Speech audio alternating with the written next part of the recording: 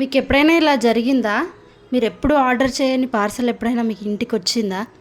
So నాకైతే ఈరోజు వచ్చింది. దట్టు ఎటువంటి పేమెంట్ చేయకుండా నాకైతే రిసీవ్ అయిందనమాట. నేను ఒక్క రూపాయి కూడా పే చేయలేదు ఈ పార్సెల్కి. సో ఈ పార్సెల్ అయితే నా దగ్గరికి వచ్చింది. సో ఓపెన్ చేసేద్దాం. ఈ పార్సెల్కి 1 రూపీ కూడా పే చేయలేదు, కానీ నా దగ్గరకు వచ్చింది. ఏంటో ఇందులో ఏముందో చూద్దాం. ఓకే, నేనైతే కొన్ని మీషోలో ఆర్డర్ పెట్టిన, సో అవి కానీ వచ్చినాయేమో అనుకున్నా. మేబీ చాలా రోజుకొక కాల్ అయితే వస్తుంది, సో అదే కానీ వచ్చిందేమో అని చెప్పి నేను గబగబా వెళ్ళి తీసుకున్నా. ఇండియన్ పోస్ట్ కదా, ఇండియన్ పోస్ట్ అంటే కొంచెం సైన్ అది చేయించుకుంటారు.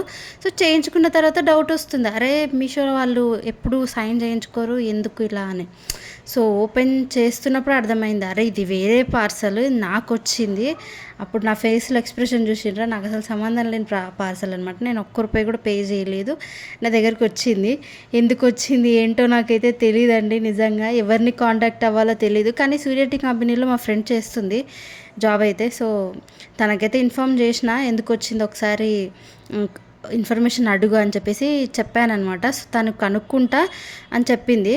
సో ఒకవేళ అక్కడ నుంచి ఏదైనా ఇన్ఫర్మేషన్ వస్తే ఇది రిటర్న్ చేసేస్తా. సో ప్రజెంట్ అయితే ఈ సూర్య టీ కంపెనీ నుంచి అయితే నాకు టీ పౌడర్స్ అయితే వచ్చినాయి. సో మీకు ఒక ఇన్ఫర్మేషన్ అయితే ఇవ్వాలి సూర్య టీ కంపెనీ గురించి. వీళ్ళు ఏం చేస్తున్నారంటే అందరినీ హైర్ చేసుకుంటున్నారు వాళ్ళ జాబ్స్లోకి, కానీ మన మంత్లీ శాలరీ వచ్చేసి ఒక 10,000 8,000 అట్లా చెప్తారు, కానీ అస్సలు ఇవ్వరండి. డోంట్ ట్రస్ట్, ప్లీజ్ ట్రస్ట్ చేయకండి. Thank you.